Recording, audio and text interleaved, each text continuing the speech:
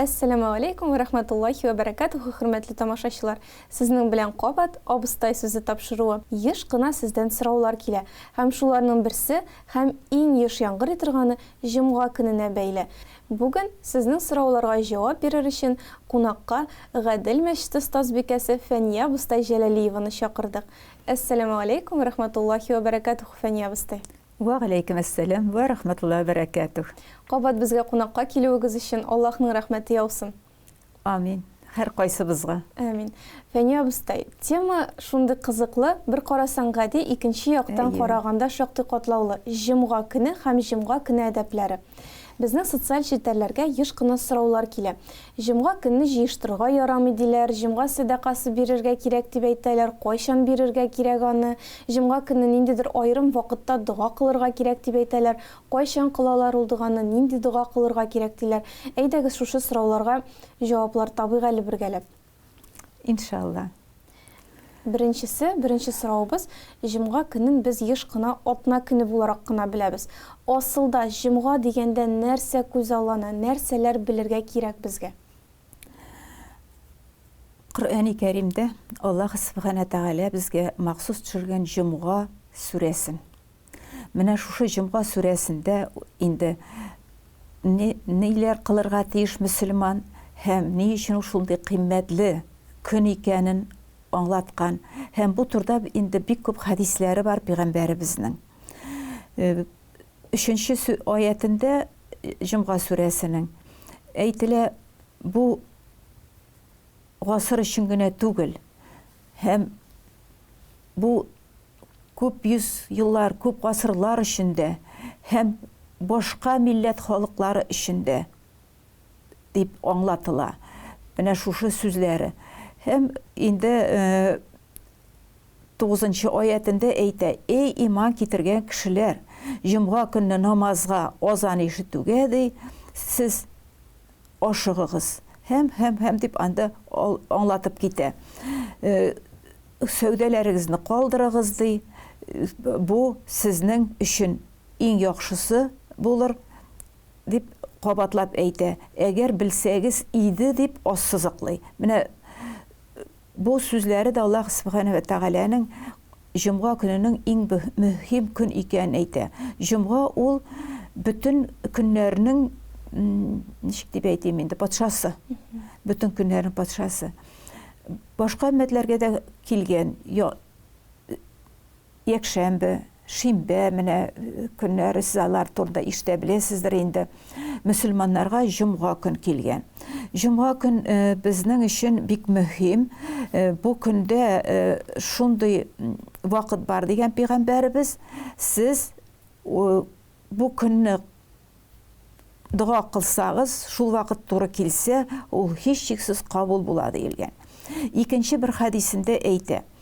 Eğer siz jiyinip, şistarinip, gusül kıyınıp, niyet bilen Jum'a namazına kilesiz iken, hem Jum'a namazında indi oturup siz hutbe tanlısız, namazlarını okuysız, hem dualar kılasız. Şuşu iki Jum'a arasında bulgan günahlarınız sizin yuğuladı. Bu bik mühim. Çünkü biz köp günahlar kılıp ülgürebiz. Jum'a günün tağın eli otna kiştenuk. Biz başlayız. Otna kiştenuk. Orsuzluk kerektir biz bir tane bilmeyiz. Çetverk akşamdan soň Jum'a başlanganlıqni.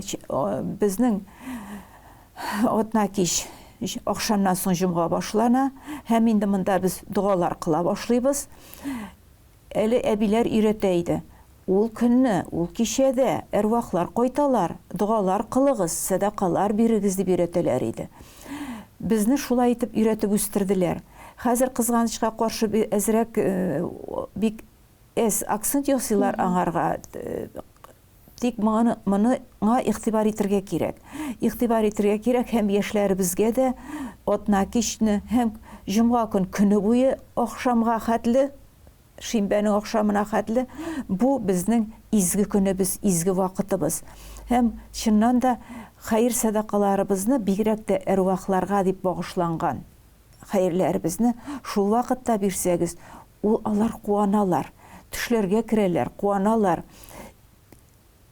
Менә аннан безнең әле шундый гадәт бар, кемгә дә булса кешегә кылдырабыз. Бу да ярый. Бу да ярый. Тик бик яхшы булыр иде үзебез укып кылсак. Үзебез укып һәм әрвахларның исемнәрен әйтеп кылсак. Анда бик күп нәрсә укысы түгел. Әлхәм белән укысак, иш кыл хуаллах һәм кыл дугаңны, сол хәйреңне. Бу бик яхшы. Инде син кемгә дә булса ярдәм җибәрәсең икән бу көнне.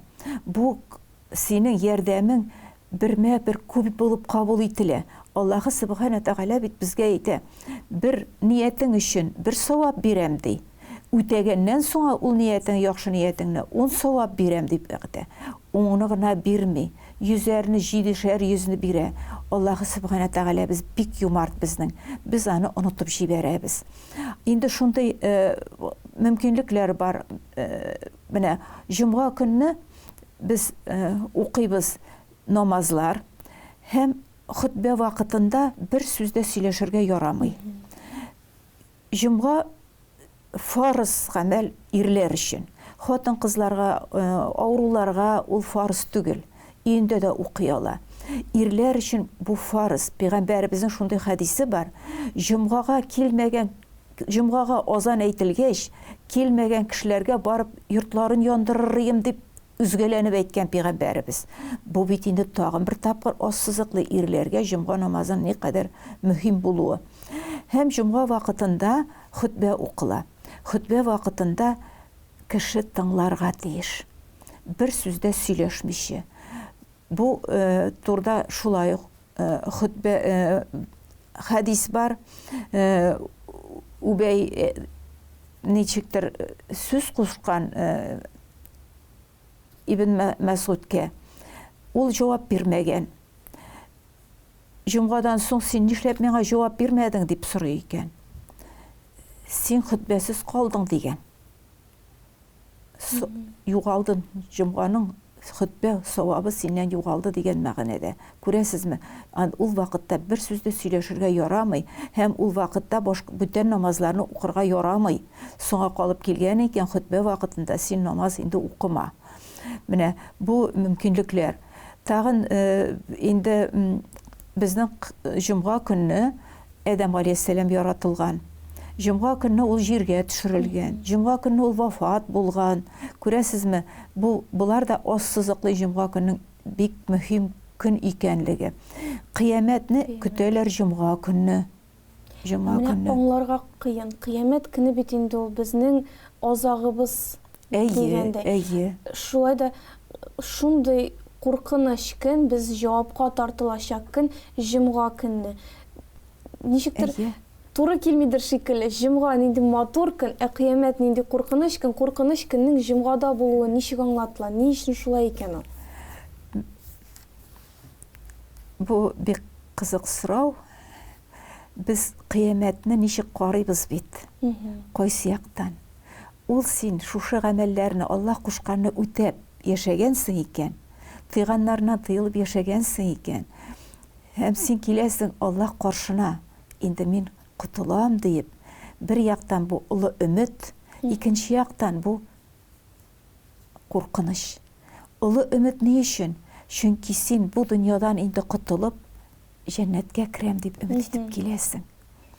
Шуңа күрә дә бу көнне зурларга, бу көнне дә үзеңнең булдыра алган кадәр изге гамәлләреңне кылырга һәм дуга кылганда инде киләсе җомгага кадәр үзеңнең кушканнарыңны үтәп, тыйганнарыңнан тыелып, изге гамәлләр белән барып җитсәм иде дип дуга кылып тәмамларга кирәк җомга көнен.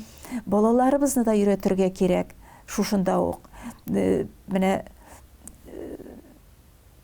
күп кешедә бар гадәт, теге балаларга бүләкләр бирәләр. Әйе, менә шул турда сорыйсым килгән. Без бит инде һәрвакыт әйтәбез, елмаю сөннәт, бүләк бирү сөннәт дип, ниндер теге бәйрәм рәвешендә түгел, җомга көнне куандыру өчен.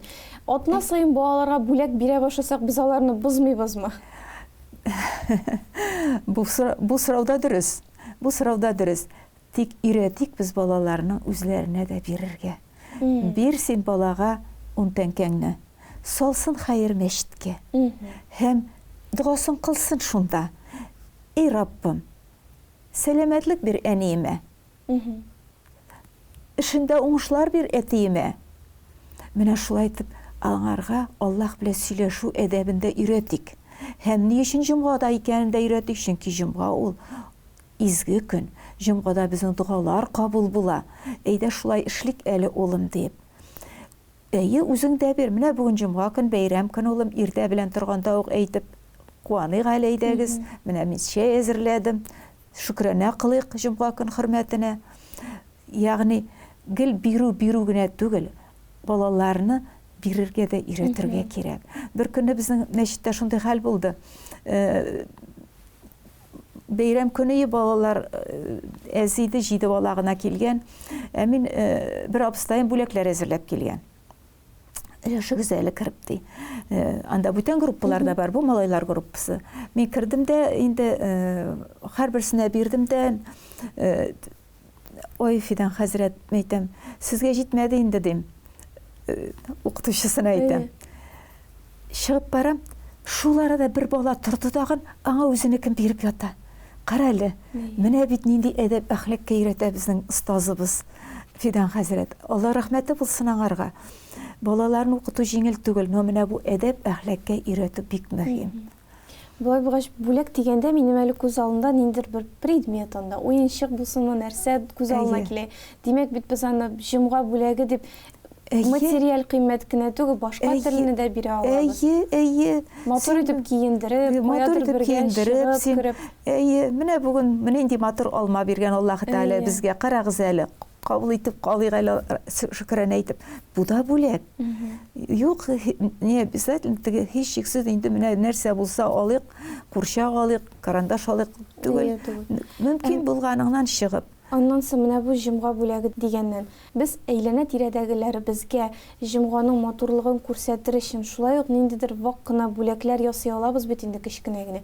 Әйтик, эштәге хезмәттәшләр янына берәр пирог алып килергә, чәйгә берәр тәмле ризык алып килеп, нәрсә өчен дигәндә җомга күчтәнәче дип әйтсәк, кешедә җомганың матурлыгы ниндидер. Әйе.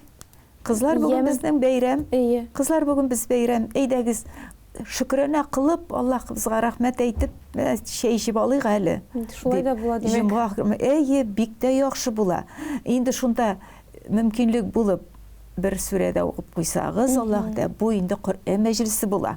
Шулай җиңел генә. Бездә Коръән мәҗлесе ул зур итеп бөтен туганнарны җыеп 100 кеше җыймасаң кабул булмый, 1 сәгать Коръән укымасаң кабул булмый, садака таратмасаң кабул булмый дигән устой яши бит бездә. Димәк алай түгел. Алай түгел. Әле мин менә бер көнне генә үземдә укыган инде хәзер вафат бер шәкертемнең берничә көн узды җирләнгәнне алып бардым, күчтәнәчләр әз генә итеп, бөтенесенә җитәрлек итеп шәкертләрнең күп алмадым, җимешләр, анда ниләр шулай итеп кенә өстәл әзерләмәдек, чөнки уку сәгате, дәрес бара. Әйдәгез, әйтәм, хәзер Коръән укыйбыз. Коръәнне без укырга өйрәнәбез, дәрес бу. Һәрберсе укыды да. Аннан инде дуга кылдык. Менә Коръән мәҗлесе булды. Әйе, без анда бөтен безгә ислам динен китергән һәр мугаллимәгә, һәр изгегә дуга кылдык, пәйгамбәрләргә дуга кылдык. Һәм шушы классташларыбызга, шәкертебезгә дә дуга кылдык. Менә Коръән мәҗлесе. Булды да куйды. Берничә садака да тарату кирәкме? Юк, кирәкми, алай кирәкми. Менә әз генә булсын, кичкенә генә булсын. Иң мөһиме уку. Аннан садака дигәннән, җомга көнне садака бирү фарыз. Фарызмы? Садака ул гомумән безнең фарыз түгел. Садака ул безнең ваҗиб. Садака бирү улы әҗр савабын бирә. Зур әҗр савабын бирә. Үзегезне сынар өчен кемдә булса менә бер кеше исеменә биреп карагыз. Мин анда нилә уздырдым үзем. Бик юмарт бер ханым исеменнән бирдем садаканы. Ул көнне килгән рәхмәте, мәрхәмәте Аллаһ Субхана Тәгаләнең, мин шаккаттым. Аннан бер бик юмарт нием бар минем туганым, шуның исеменнән бирдем. Эми әйтәм, Раббым, ул бик юмарт иде. Мин дә садака бирим әле аның исеменнән. Мәчетебез эшләгән сайын аңарга да саваплары барып торсын дип шулай иттем дә аның исеменнән. Ул ризыклар белән юмартлана. Ул көне миңа ризыклар китерделәр. Менә үзеннән Аллаһы Сүбхәнә Тәгалә бәлки ул бөтен кешегә дә түгелдер, белмим ничектер, менә күзгә күрсәтеп бирә үзенең нигъмәтен, аны сизәргә, тоерга белергә генә кирәк. Садакалар гомумән садаканы еш бирергә тырышырга кирәк. Ширләрнең садака белән кутыл. Балаңа дуга кыласың, тәүфик сорыйсың, бир садаканы. Балаңа авырып тора, икенче бер авырлы хатынга, допустим, илис аиләгә җибәрәс генә садаканы. Һәм балаңа дуга кыл. Исән имен йөгереп йөри, авыру кешегә садака бирә. Минеке бит шөкранә, Аллага шөкер. Әйе, шулай дип. Синнән без бит пенсиядә кеше я булмаса зарплаталар бит инде зур түгел безнең. Әз генә булсын. Әз булсын, ни түгел. Мөмкинлегеңнән чыгып кына. Елмаю да садака. Бер кешегә кирип яхшы хәбәр әйттең. Анда туганының сәламын җиткердең, ул да садака. Әз генә бер кайтышлып үзеңә алдың, әзрәк күчтәнәш. Күршеңдә бер әби яши. Аңарга да кертиме әле, менә әз генә күчтәнәшем дигән булып. Бу да садака. Кайдадыр мәчет салалар, кайдадыр ниләр. Менә Палестинага җыялар, шулай бит инде, Свуага җыялар. Безнең пенсионерларыбыз үзләре, менә миндә укучылар, һәр кайсының үзенең өлешен кертә. Әлхәмдүлиллаһ, әлхәмдүлиллаһ. Бу бит инде син күп итеп алып бару дигән сүз түгел. Булдыра алган хәлләр. Акча да түгел димәк. Акча гына да түгел. Юк. Акча да түгел. Әйе. Менә авылда җыйдылар ярмалар, ниләр җыйдылар ул вакытларда. Анда бирәбез инде. Булдыра алган хәтле нәрсәң бар. Анда бит син бирмәдең, мин бирдем дигән сүз юк бит анда. Алла сакласын. Бу кешенең үзенең мөмкинлегеннән һәм ниятеннән тора. Әйе. Менә әрвахлар өчен садака биргәндә нинди ният булырга тиеш, ничек әйтеп бирергә кирәк?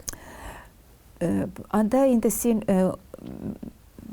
йөгереп барып, узып барганда дуга кыласың икән, тиз генә.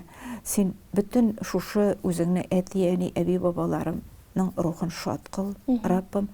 Алдагы көннәремдә дә сау сәламәт булып тагын садакалар бирә алсам иде.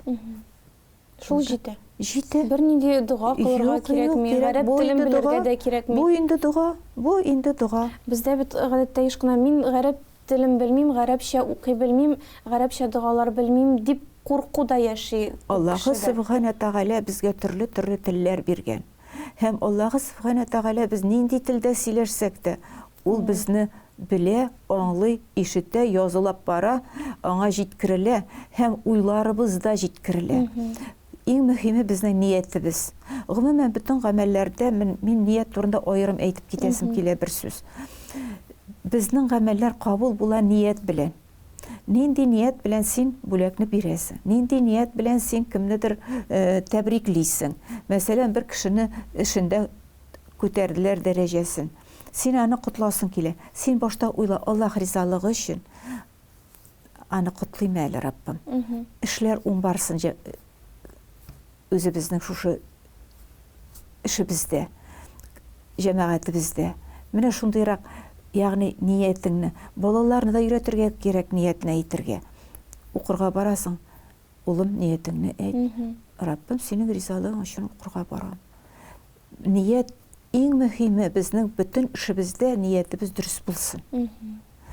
Бит әйтә, ничек өйрәтә безгә шәригать законы. Синең ниятең начар булса, һәм син шуны үтәмәсәң, Аллаһы Тәгалә ул ниятеңне язмый, фәрештә язмый. Инде шуны үтәдең икән, бер начар ниятеңә бер гөнаһ язып куя. Инде яхшы ниятең икән, үтәмәгән очракта да яза ул сиңа үзенең нияттән тора. Әгәр дә минем начар эш эшләргә ниятем бар икән, мин ул эшне эшләмәсәм дә ният булганга күрә миңа начарлыгым язылып куела. Шулай булып чыгамы? эшләмәсәң язылмый. Эшләмәсәң язылмый. Эшләсәң бер начар гамәлгә бер гынак языла. Гамәл өчен генә. Яхшы эш эшләргә ниятем булып, мин ул эшне эшләмәсәм дә, миңа барыбер эшләгән кебек языла. Эшләгән кебек языла, бер савап, инде эшләдең икән, 10 савап һәм күбрәк языла. İslam dini iskitkiş yumşak din, iskitkiş keng din, hem rahmetli, merhametli Rabbimiz bizni bik yarata. Менә шушы моны белгәннән соң садаканы атна буе бирәсе киләчәк, инде җомга көнне көтеп торып атна буе садака бирәсе килеп торачак. Шулай. Субханалла. Бик ярата. Аллаһның мәхәббәте иксез шиксез. Безгә дә менә шуңа яратырга өйрәнергә кирәк. Пәйгамбәребезне, Аллаһ Субхана Тәгаләне яратырга өйрәнергә кирәк. Безне өйрәткән бит пәйгамбәребез ничек итеп, синең ата-анаңа, балаларыңа булган мәхәббәтең иң элек, иң алда безгә булырга тиеш, Аллаһ Тәгаләгә һәм Рәсүленә булырга тиеш мәхәббәтең. Шуннан соң гына балаларыңа, ата-анаңа һәм дип. Фәния абыстай, инде җомга көн турында сөйләшү булгачтан, аның бит үзенең әдәпләре бар. Менә җомга көнгә кергәндә нәрсә эшләргә кирәк безгә? Аңладым инде хәзер садака бирергә кирәклек турында, аның ваҗиб гамәл булуы турында. Җомга намазына ирләргә бару фарыз икәнлеген аңладым. Аннан тыштагы, мәсәлән, бармыйм ди мин мәчеткә, намаз укымый торган кеше, ничек әзерләнә ала җомгага һәм нәрсә эшләп утыра ала? Иң мөһиме, тырышырга кирәк синең гусулың булсын. Гусул дигәндә без тулы кыйыну, тулы җуыну булырга тиеш. Чөнки бу җомга көн без аны хөрмәтлибез. Аллаһ Тәгалә биргән сулары белән бөтен дөрес итеп тәһарәт алып, дөрес итеп гусул кыйынырга тиеш. Шуннан соң инде без мәчеткә баручылар мәчеткә баралар, инде мәчеткә бармаучылар өйдә шул гамәлләрне кылырга тырышалар. Хатын кыз инде гадәттәгечә намазларын укый, ир кеше мәчеттә укый. Әдәбе бардылар. Түртә соңрак килгән икән, алга кирмәсен ир кеше. Ул койда урын бар, шунда утырып, әдәп белән тыңласын. Бер әдәбен әйтеп киттем инде, сөйләшергә ярамаганын әйтеп киттем. Бу бик мөһим. Чөнки имамнарыбыз безнең хутбә вакытында иң мөһим сүзләрне сөйләргә, җиткерергә тырышалар. Шәригать законнарын җиткерергә тырышалар. Безгә игътибар белән тыңларга кирәк. Алдан намаз укыйбыз, сөннәтен 4 рәкать. Хутбә вакытында 2 рәкать фарыз намазын укыйбыз. Һәм 4 рәкать сөннәт укыла. Бу бездә Әбу Ханифа мәзһәбендә кабул ителгән тәртип. Һәм без шуны үтәргә тиеш. Инде җомга вакытында кайбер менә шундый бер хадис бар. Мин җомгага калдым, сәяхәткә китәргә тиешем, китмәдем, җомганы укыгач барымын дип әйттем ди. Умар радиллаһу анху аны төзәткән. Сәяхәтеңә бар дип, күрәсезме? Җомга намазы дип туктап калырга ярамый. Сәяхәтне дәвам итәргә кирәк. Синең ниятең җомгага хәтле чыгарга булган икән, син чык юлга. Тагын шундый ни бар, эшләргә ярый, ярамый дигән сүзләр бар име? Юк, җомга көнендә гадәттәге эшең белән шөгыльлән. Ул Коръән аятында ачык язылган, рөхсәт ителгән. Тик син озан әйтелгәч инде, син җомгада булырга тиеш. Гусул кыйынган, юынган, чистарынган җомга намазында син булырга тиеш. Җомга үткәннән соң син инде үз эшләрең белән китә аласың. Сәүдәшендәмесин, төзелештәмесин, һәм син эшкә китә аласың. Менә бу әдәпләрне сакларга тырышырга кирәк. Җомга көнне дуалар кабул була дип кабат-кабат әйткән пәйгамбәребез һәм аны безгә имамнарыбыз да, галимнәребез дә өйрәтә. Бигрәк тә әйтәләр, икенде белән ахшам арасында кылган дуалар кабул була дип. Инде гомумән җомга көнне кайсы вакытта кылган дуаларда иншалла кабул булырлар. Әйе. Демәк, без җомга көнен инде уйлап чыгарылган тыюлар бар дип яшәмибез. Без белергә тиеш җомганың әдәпләрен, без белергә тиеш садака турында, җомгага бару турында ирләребез өчен хатын-кызлар инде идә укыйлар. Тәүбә кылу турында, дуа кылу турында. Һәм җомганы бәйрәм итеп кабул итәргә кирәк инде. Әйе, җомга безнең ике гаеткә караганда да зуррак бәйрәм. Бу бит инде бигрәк тә күркәм айга 4 ким дигәндә 4 бәйрәм дигән. 4 бәйрәм. Айга 4 бәйрәм. 3 намаз, җомга намазын калдырсалар ирләр, Аллаһ Субхана Тәгалә пәрдә куя ди. Аны үтеп чыгу бик авырыннары. Шуңа күрә ирләргә җомга намазы фарыз. Сәбәпсез калдырырга ярамый. Әйе. Ә менә сәбәп белән калдыру дигәндә нәрсә сәбәп була? Уку һәм эш сәбәп түгел бит. Юк, сәбәп түгел.